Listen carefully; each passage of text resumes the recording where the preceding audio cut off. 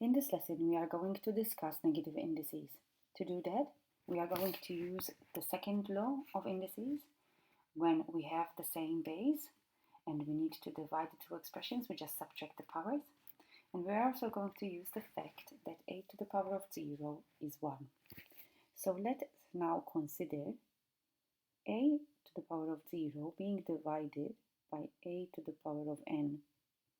That is equal to a to the power of 0 minus n, and if simplified, that is going to be equal to a to the power of negative n.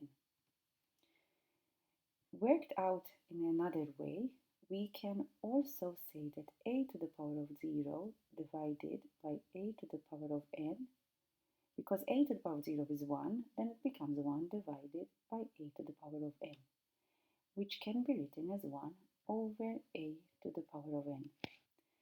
From that, we conclude that a to the power of n is equal to 1 over a to the power of n.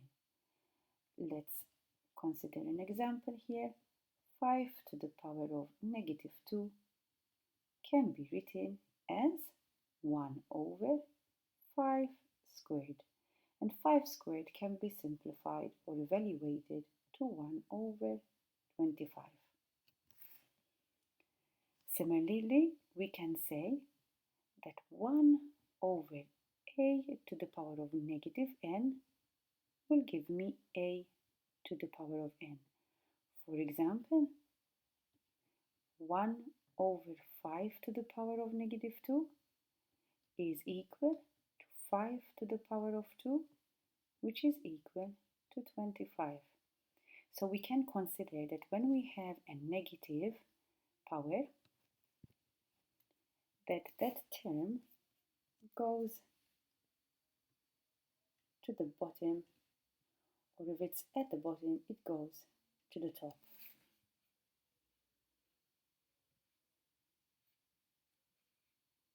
Let's work out some examples. Write these expressions using positive indices. So we've got 3a to the power of negative 2. If we had to expand that, that would be 3 times 1 over a squared, which is simplified to 3 over a squared.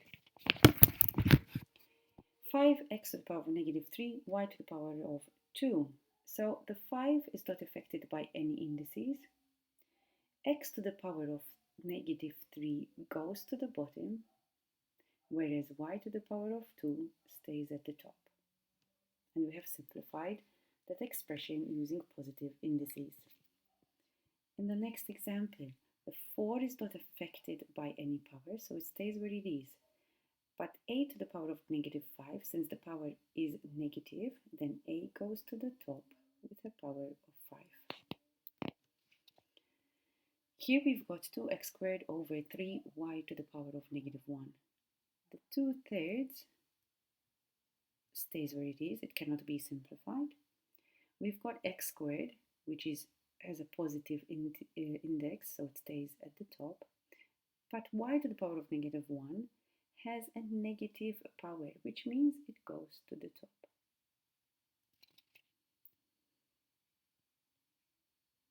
Let's have a look at some more complex examples. We've got simplify, giving your answer using positive indices. So what we do here is we multiply the numbers first. 3 times 5 is 15. Then x to the power of negative 2 times x to the power of 3. We add the powers, and we know that negative 2 plus 3 equals 1. So we end up with x to the power of 1, which we don't need to write. In this case, we've got 2/4, which can be simplified to 1 over 2. That becomes 1/2, and then times, we've got the same base here, a, and they are being divided. So it's negative 3. When we divide indices, we subtract the powers. So negative 3 minus negative 2. That gives us negative 3 plus 2, which is equal to negative 1, which means that now we've got a to the power of negative 1, and because we need to give our answers using positive indices, we need to write that as 1 over 2a to the power of 1, which we do not need to write. In our next example, since 2x to the power of negative 3 is all in the brackets, that means that the power of 2 outside applies to everything inside the brackets. So 2 squared is 4, and then x to the power of negative 3 to the power of 2, the powers need to be multiplied.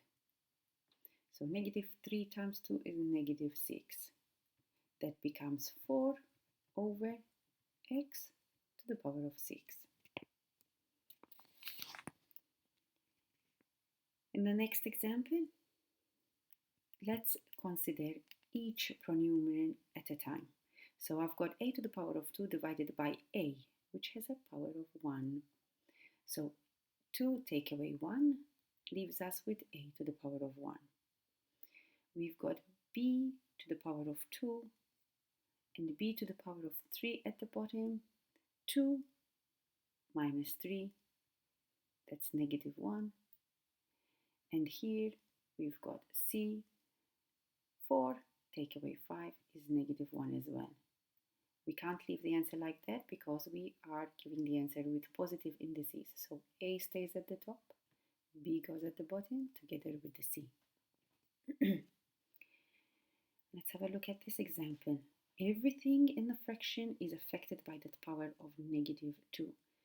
So a is now to the power of negative 2, b is now to the power of negative 8, and a is to the power of negative 4. That means that we have a negative 2 minus negative 4.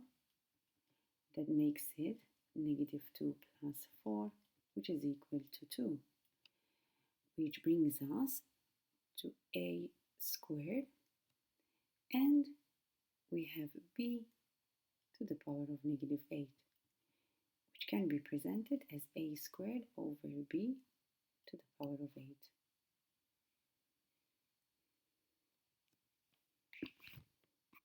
In the next example,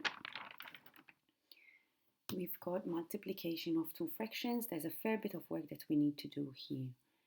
So let's start expanding the brackets. So 2 to the power of negative 1, x is to the power of negative 2, and y is to the power of negative 1 over x to the power of 3 times.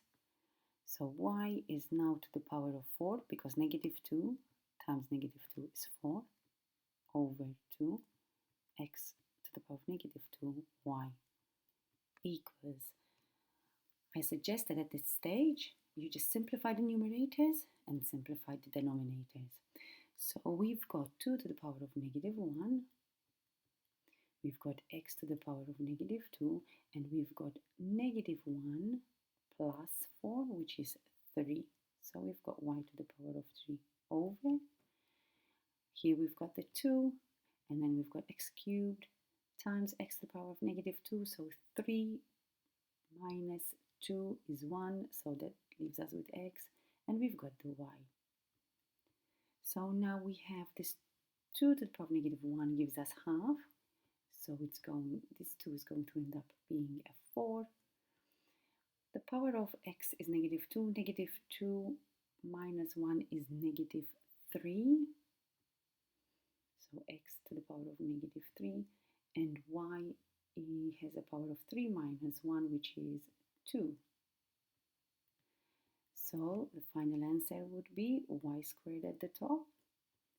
And we've got the 4 and the x cubed at the bottom. The final example here, we've got division, so we've got an extra step to do. Let's expand the brackets first. We've got a to the power of 6, b to the power of negative 2, over c to the power of 4, divided by a to the power of negative 4 b to the power of negative 2 over c to the power of negative 2. The next step is to adopt the state change flip that we use in basic fractions. So we've got a to the power of 6b to the power of negative 2 over c to the power of 4 times. And what we do is we flip the numerator and the denominator. So we've got c to the power of negative 2 over a to the power of negative 4 b to the power of negative 2. Let's simplify the numerators. So we've got a to the power of 6 b to the power of negative 2 c to the power of negative 2 over a to the power of negative 4 b to the power of negative 2 and c to the power of negative 4. So now if we simplify that, we've got a to the power of 6 minus negative 4, which is 6 plus 4, so it's 10.